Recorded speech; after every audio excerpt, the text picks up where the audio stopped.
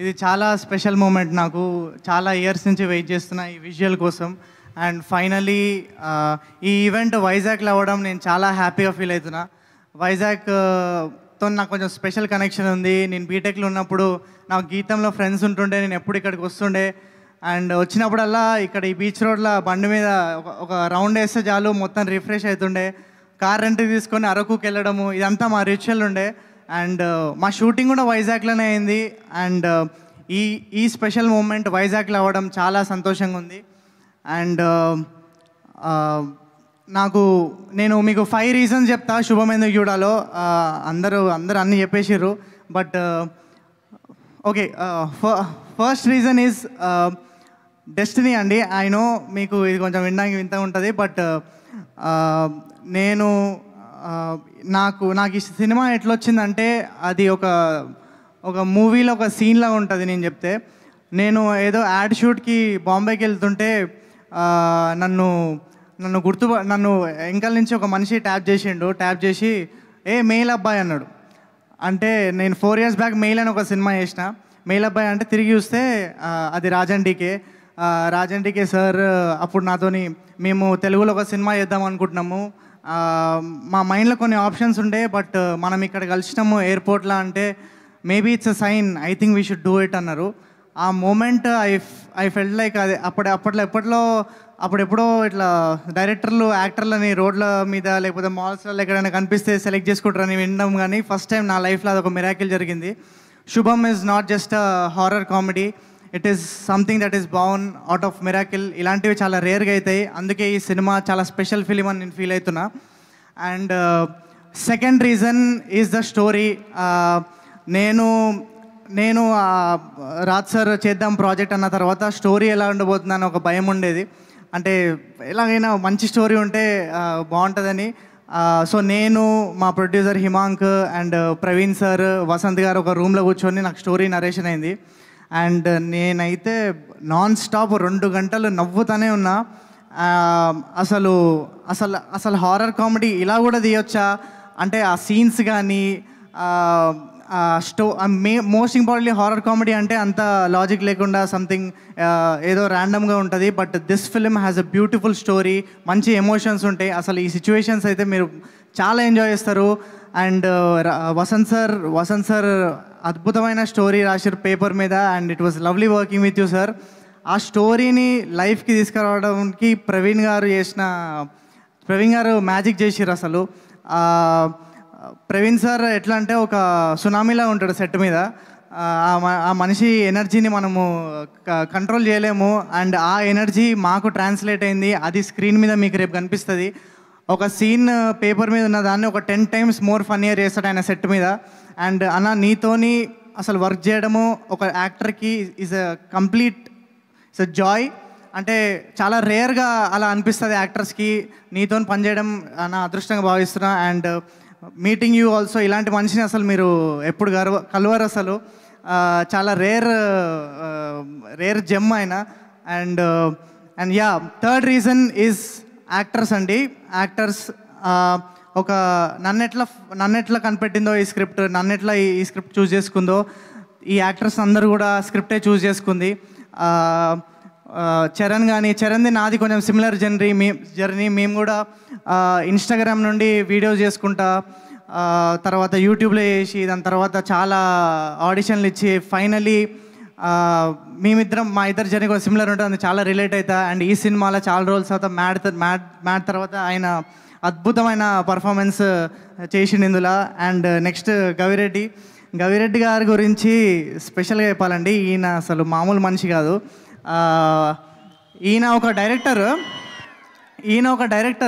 And ఈయన లేట్గా వచ్చినా చాలా లేటెస్ట్ అడిషన్ మా సినిమాకి.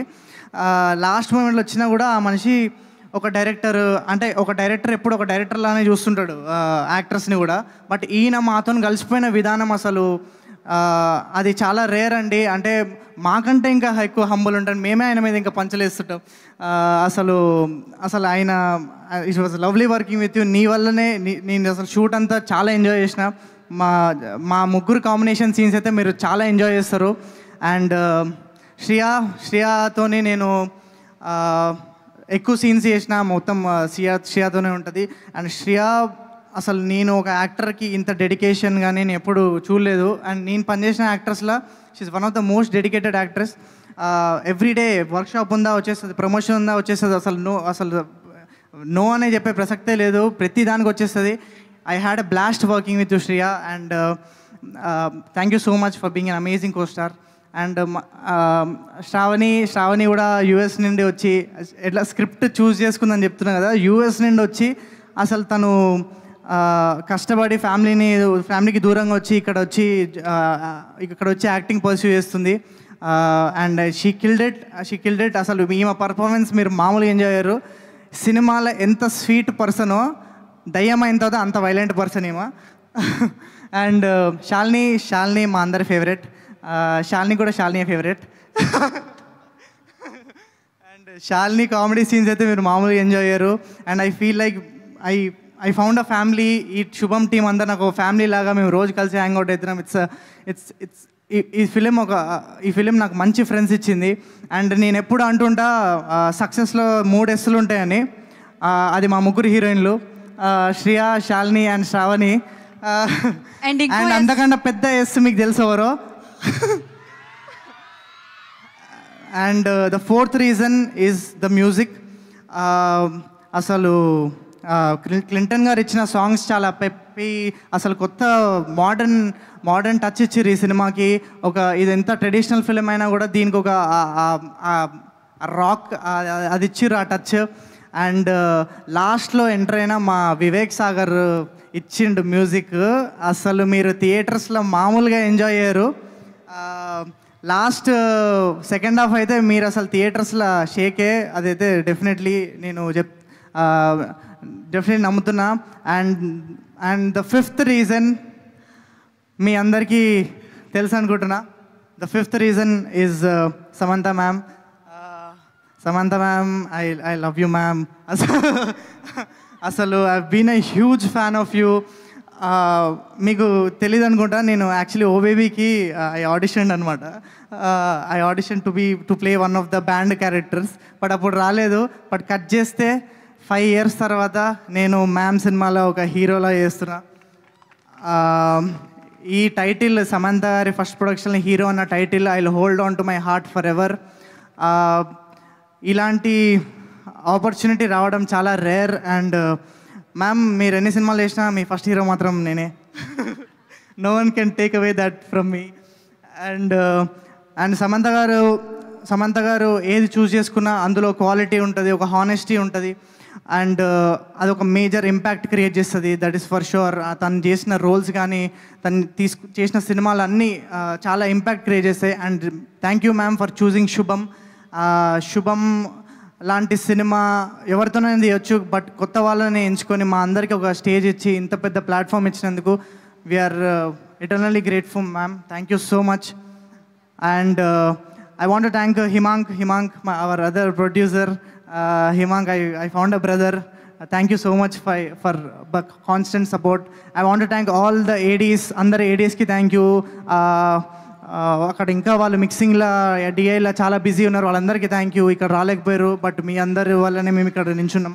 And I want to thank all my followers. నేను ఫస్ట్ నుంచి ఇన్స్టాగ్రామ్లో వీడియోస్ అప్పటి నుంచి, యూట్యూబ్ వీడియోస్ అప్పటి నుంచి మీ సపోర్ట్ అయితే ఎప్పుడు కాన్స్టెంట్గా ఉంది. మీరే thank you so much. Me support లేకపోతే ఇక్కడ రాకపోతున్నా నేను. అండ్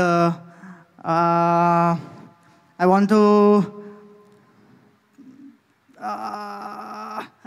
మర్చిపోయినా, sorry. But I want to thank everyone who were a part of this film. And my mom and dad who are not here, but వాళ్ళు వచ్చుంటే ఇంకా next level ఉంటుండే event. Mummy and daddy, finally we made it. చాలా years తర్వాత first cinema is coming out.